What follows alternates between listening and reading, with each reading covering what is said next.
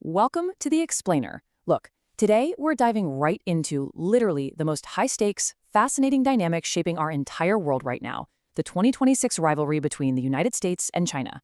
We're going to look at the history, the data, and the incredible technological battlegrounds that define this modern relationship. It all really boils down to this one massive question.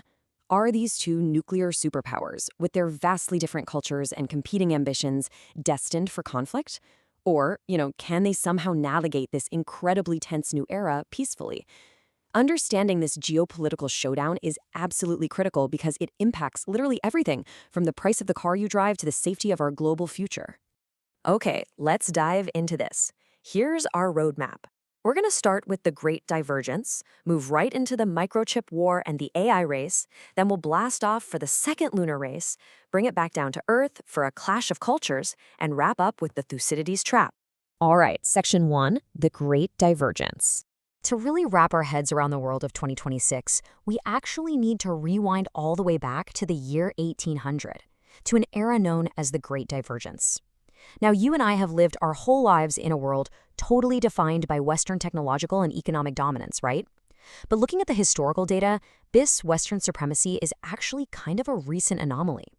So China's massive current rise, it isn't some crazy new phenomenon. In many ways, it's just a return to the historical norm. Think about it like this. Before the 1800s, the absolute richest regions of China, like the Yangtze Delta, and the richest parts of Europe, like England, they were basically neck and neck in terms of living standards. As economic historian Kenneth Pomeranz points out, the West didn't pull ahead because of some baked-in cultural superiority. No, it was literally just geographic luck. We're talking accessible coal, right next to navigable rivers, plus a ton of resources pulled from the New World.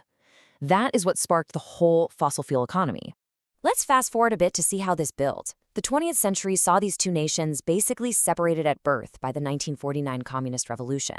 That kicked off decades of serious hostility, really sharpened by the Korean War.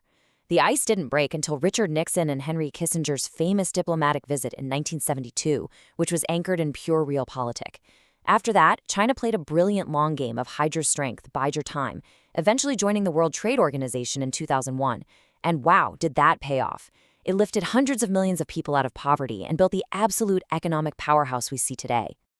Moving right along to Section 2, the Microchip War. Today, China's peaceful rise has completely morphed into this hyper-intense battle for tech supremacy. And the front line? Microchips. These tiny little squares of silicon are literally the currency of modern geopolitical power. I mean, they run your fridge, your smartphone, and, yeah, advanced nuclear missile systems, too. At the very center of this whole thing is Taiwan, shielded by what experts call the Silicon Shield. Now, what's really wild about this is the staggering global imbalance. Just look at this. 92% of the world's most advanced chips are made on one single island, Taiwan. The United States used to be the undisputed king of silicon, but now we suddenly find our entire modern economy completely vulnerable and tethered to this one spot right off the coast of China. Things got incredibly heated when the US realized China was actually using American chip tech to test some frankly terrifying new weapons.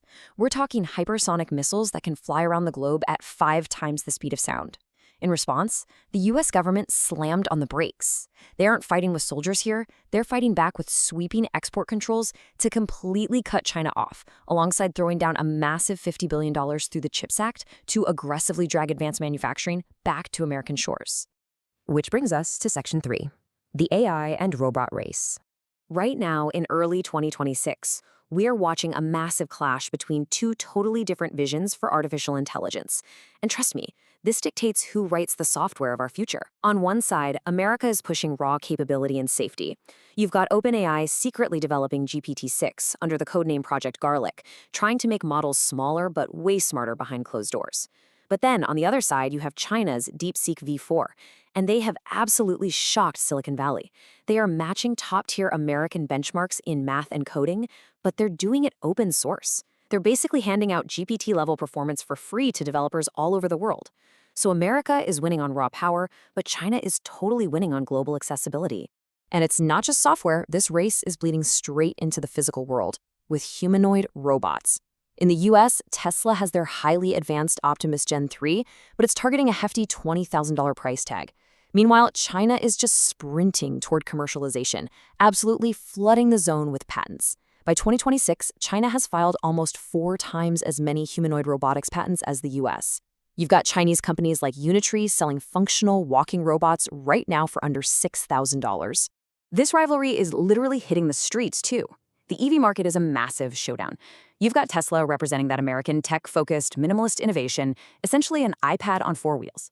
But Chinese EV makers like BYD and Hongqi, they are rapidly winning over global buyers by offering super plush, executive-level luxury, basically the Rolls-Royce of the People's Republic, but at way lower price points.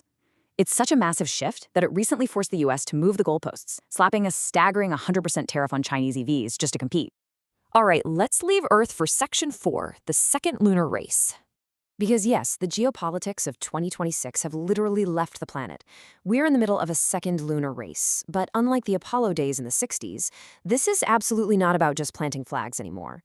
Both NASA's Artemis program and China's Chang'e program, which wants a taikonaut up there by 2030, are laser-focused on the lunar South Pole. Why? Because of water ice hidden deep in shadowed craters. That ice is a total game changer. It can be converted into drinking water, breathable oxygen, and even rocket fuel. So this is a full-blown race to secure the strategic resources needed to build permanent human settlements. Bringing it back down to Earth, Section 5, a clash of cultures. So what's really driving all this fierce competition, whether it's up on the moon, in a microchip lab, or at the UN? At its core, it's a deep-rooted cultural friction. Chinese society puts a huge emphasis on the group, on strict hierarchy, and on this vital concept called guanxi. Guanxi is basically a complex web of deep personal relationships and mutual obligations. Over there, you don't just sign a quick contract. You have to build deep trust over time and make absolutely sure nobody loses face. Now contrast that with American culture. We fiercely celebrate the individual. We love a flat corporate hierarchy where some entry-level worker might casually pitch an idea right to the CEO. So when these two vastly different cultures sit across from each other at a negotiating table, the friction is palpable. Americans typically want super direct, fast answers because, hey, time is money. But Chinese negotiators will often play a long waiting game, prioritizing consensus and building that relationship. It's a recipe for a massive geopolitical headache. And finally, Section 6, the Thucydides trap.